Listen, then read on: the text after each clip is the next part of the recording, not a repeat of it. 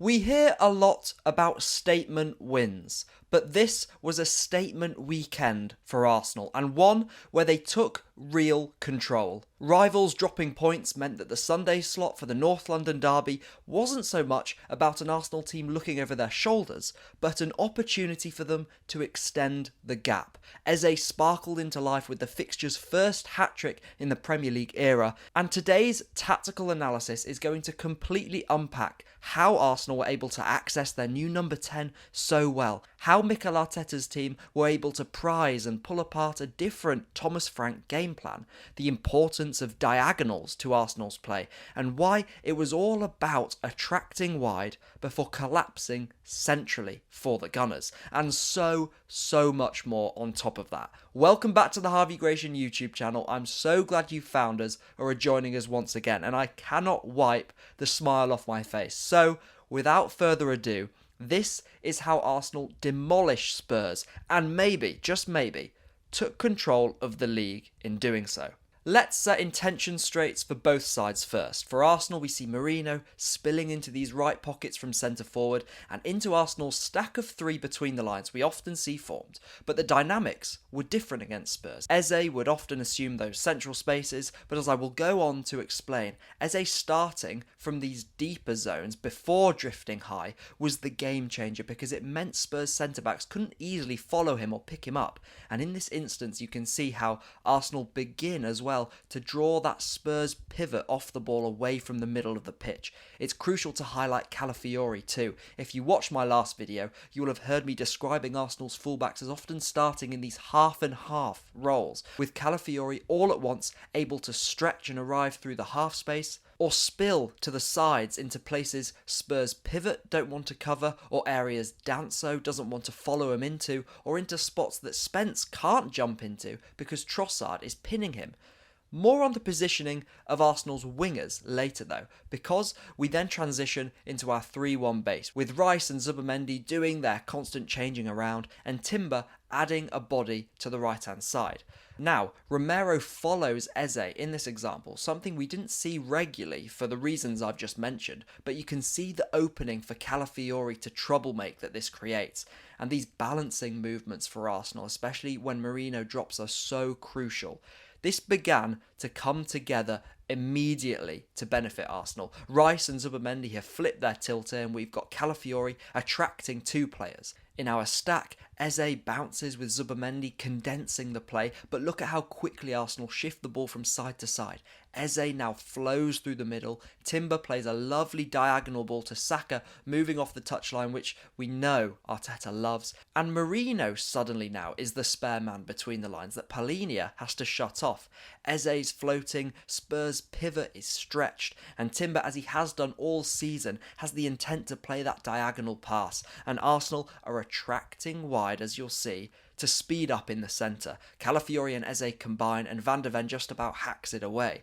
We can see then some of the difficulties that began to emerge for this Thomas Frank 5-2-3 block immediately. But in order to understand how the game began to pan out, before I critique the block from Frank more, why did Frank choose the 5-2-3?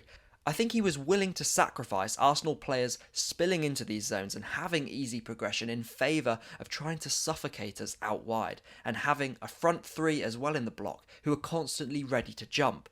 But Rice's drops made them sit off, and both the consistent lack of centre forward occupying the centre backs for Arsenal and the consistent fluidity of Arsenal between the lines kept these Spurs centre backs deep. And as I will always say, it allows Arsenal, if those centre backs, those wide centre backs aren't jumping, to have this man up centrally, which Bentancur is trying his due best to cover and control here. As Saliba finds Eze, Bentancur compensates and Eze plays in Timber. We try and free Eze again, but it's cut out. We recirculate. This time, Eze drags Bentancur high so Zubimendi can duck inside. Again, nothing actually comes from it, but I don't think Frank was prepared for an Arsenal team who wouldn't allow themselves to be always funneled out wide, who were more than tolerant of playing a few riskier passes into the block and playing a few riskier balls which Zubimendi, maybe surprisingly, doesn't play to Saka in this example. There are a few other reasons that Frank opted for the 5-2-3,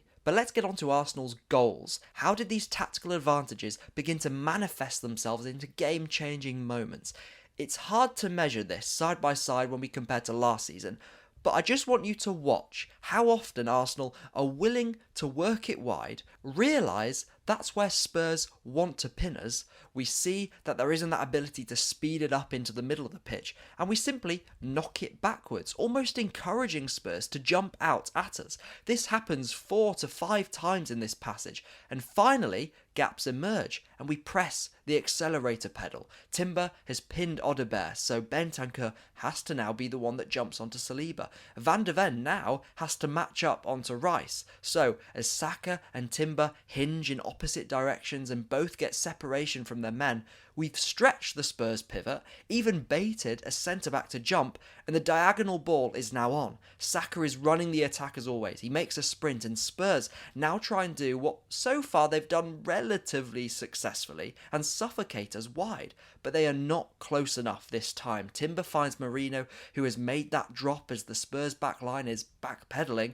Gyokeres is often left high as the kind of Spurs outlet. So, as Calafiori, but most importantly Trossard, Eze and Saka smell goals, Merino has time to measure and show how we're using clipped balls in behind much better too this season, and Mr. Clutch comes in clutch once again. And from here, it was the Eberechi Eze show.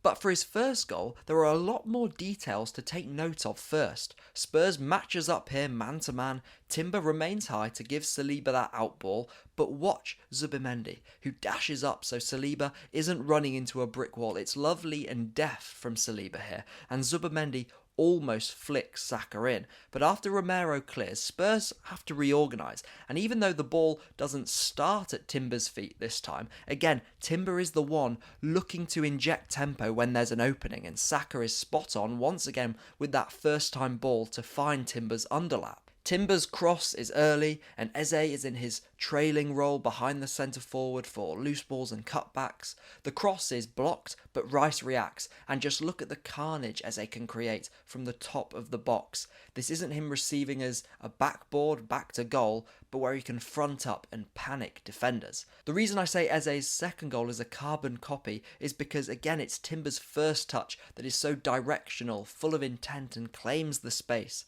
It's Rice this time attracting the interest from Romero, acting as that stretcher, almost that centre forward guy for us.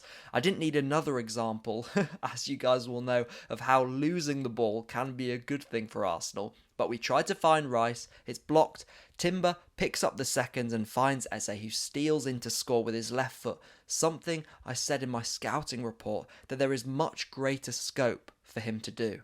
Let's turn to some more of Thomas Frank's intentions with the Spurs setup now, and particularly how Arsenal nullified them to the lowest XG tally of any Premier League team this season. Frank, of course, moved Gyokeres off the touchline with his wing-back system, and while in retrospect this looks a poor call, his idea was to increase the potency of this ball against our press, fired into Gyokeres in field. We all remember the difficulties this pass caused us in the Champions League semi-final against PSG and Dembele, but Hincapié, when Gyokeres drifted and left Calafiori, stuck to him like glue. Richarlison is a scrapper, but in back-to-goal aerial duels we totally backed Saliba 1v1, which meant as a result we could number up for the knockdown battle instead. One of the underrated defensive upgrades of Zubimendi is his placement on these second ball and knockdowns, and between him and Timber they made the right calls about when to lock off on our press high up the pitch and when to sit a bit deeper, closer to our centre-backs, and watch out for Odegaard and Gyokeres. I also want to mention Calafiori's success in this department. Happy again for Richarlison to be left 1v1 with Hincapié and follow Gyokeres into the drop zone, and these subtleties simply make a massive difference, and the trust that Arteta has placed in Hincapié, who I considered a really good aerial defender from left back, but still a bit of work to do when he's throwing his weight around against the real beasts when he starts from centre back, if that makes sense. Still had maybe a little bit of work to do in this department, but if we're honest, for a first Premier League start, Hincapié was immaculate, and he got to grips with Rice's dropping movements on the ball from early. The Gabriel injury undoubtedly hurts, but Hincapié himself offers some really unique attacking rotations and fresh dynamics of his own down the line. And for Eze's hat-trick, Hincapié doesn't allow Richarlison to pin him early. He gets a run up and leap into the header. Rice flicks it on, and Merino, who when he's swivelling and releasing from these high pockets, as I've said constantly, is the best in the squad at this. He finds Trossard, whose left-footed crossing is always top class, and Eze grabs his hat-trick. Like I did after the Burnley game, and something I want to do after all of these analyses now, is I want to finish with some of my other, well, some unfinished, some finished tactical rambling thoughts about the game and Arsenal as a whole. Starting with Saka, he is just, at times this season, he's been so unlucky. There are obvious reasons for Saka not getting the numbers he deserves, with a right-hand side without Odegaard and White and Eze playing so narrow. These are still significant factors, but Saka, regardless of this, is playing, I want to reassert, to such a frightening top level. Zubimendi's defensive qualities still aren't being spoken about enough, I'll reassert. I've covered his positioning for second balls, but the springiness and the fearlessness in his distances and the tackles that he makes too, and also his defensive headers, not only winning them, but placing them. These are the details that need to be spoken about more. But, of course, he was dispossessed for Spurs' goal. We've become used to him playing risky passes and losing the ball, but not so much losing possession by dwelling too long on it. Of course, though, it is a simply outrageous goal from Richarlison, making the goals we've conceded from open play in the Premier League this season now Haaland being Haaland, and whatever the heck that was from Richarlison. Number 3, it wasn't just Eze's best game on the ball for Arsenal, but his best game off it, tracking back, particularly on Kudus, cutting lanes and staying alert. He's getting his angles nailed slowly in the right centre mid role for us. Number 4, Calafiori's striking on the ball when on the move really has to improve. If that does, we are speaking about a complete attacking threat. And lastly, it feels like Declan Rice was saving that tackle against Xavi Simons since the Euros. I must admit, it was a little bit odd, the whole kerfuffle that followed. But Rice, once again, was at his global best, pinging switches, having the licence not just to sit deep, but to go high, to drift sides. He did a real number on Palhinha, snapping in at the top of the press, again beating him to second balls. It was another fantastic, colossal Declan Rice performance.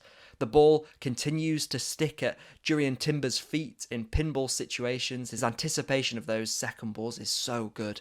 This is the XG we've conceded across the season. Insane. And now we sit 6 points clear, with 2 massive matches against Bayern Munich and Chelsea coming up as well. If any Spurs fans are watching, my commiserations, but this was all about Arsenal. An Arsenal side who, as Thierry Henry put it, are no longer trusting the process, but it feels like at last the results of this process are happening, and they're happening now. Maybe the narratives of boring, uninspired Arsenal are finally being reversed. Probably not. But the reason we find ourselves 6 points clear is nothing to do with set-piecing ourselves to this point. We gave 4 reasons why that wasn't the case yesterday. If it surprises anyone still that we are topped by this margin, then I think it's because so many have misjudged who we've become as a football team, what we've become as a football team this season. Things change so quickly, of course. At minute 80, away to Newcastle, Arsenal were apparently out of the title race. But now we are not just in it, we're in control of it. And let's continue to be the protagonists of it. Thank you so much for watching. I'll catch you in the next one very shortly. See you later.